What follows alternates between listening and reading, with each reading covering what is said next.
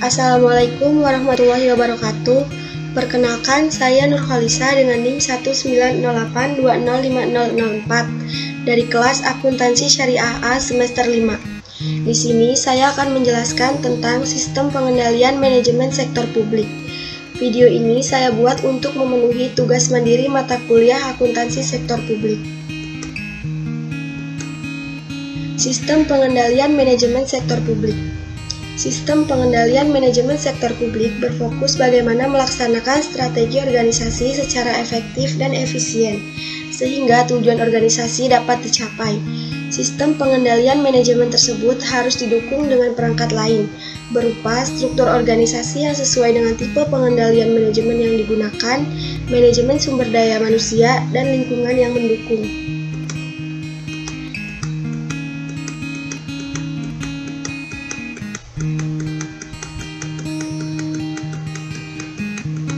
Pengendalian manajemen meliputi perencanaan, koordinasi, komunikasi, pengambilan keputusan, memotivasi, pengendalian, dan penilaian kinerja.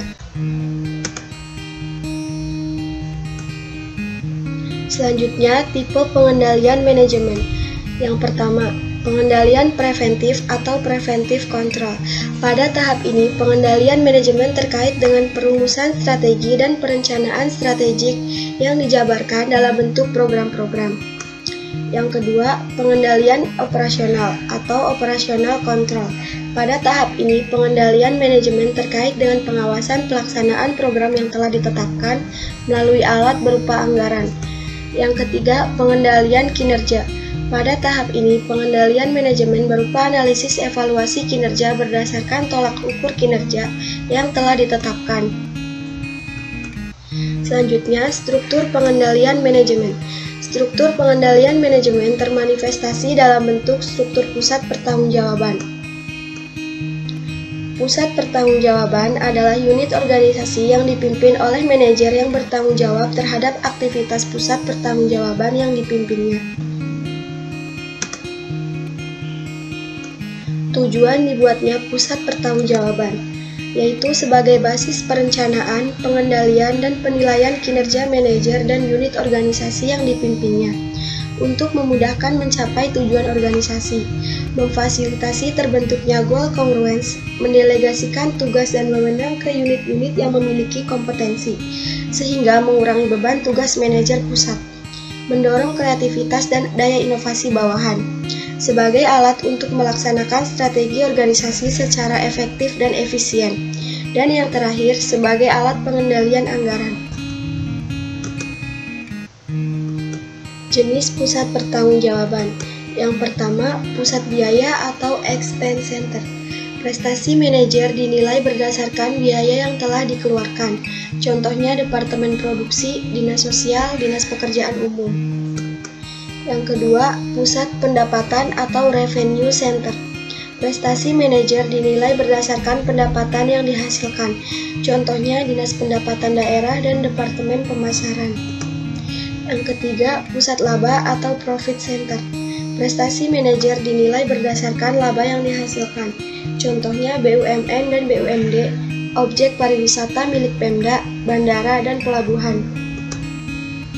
Dan yang terakhir, pusat investasi atau investment center.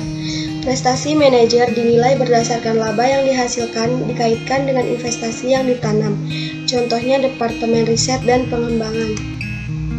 Selanjutnya, proses pengendalian manajemen sektor publik. Proses pengendalian manajemen sektor publik terbagi menjadi dua, yaitu formal dan informal.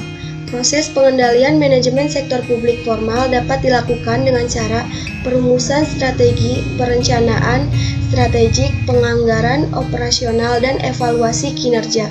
Sedangkan proses pengendalian manajemen sektor publik informal dapat dilakukan dengan cara komunikasi langsung, pertemuan informal, dan diskusi.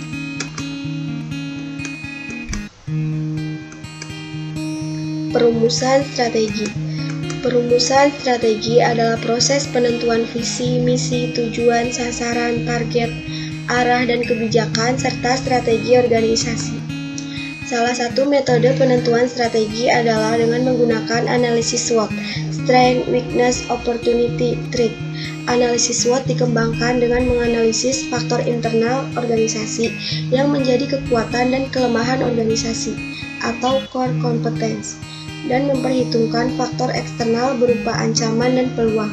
Strategi perusahaan dapat berubah atau mengalami revisi atau strategi revision jika terdapat lingkungan yang berubah yang dipengaruhi oleh adanya ancaman atau threat dan kesempatan atau opportunity, misalnya dengan adanya inovasi teknologi baru, peraturan pemerintahan baru, atau perubahan lingkungan politik dan ekonomi lokal dan global.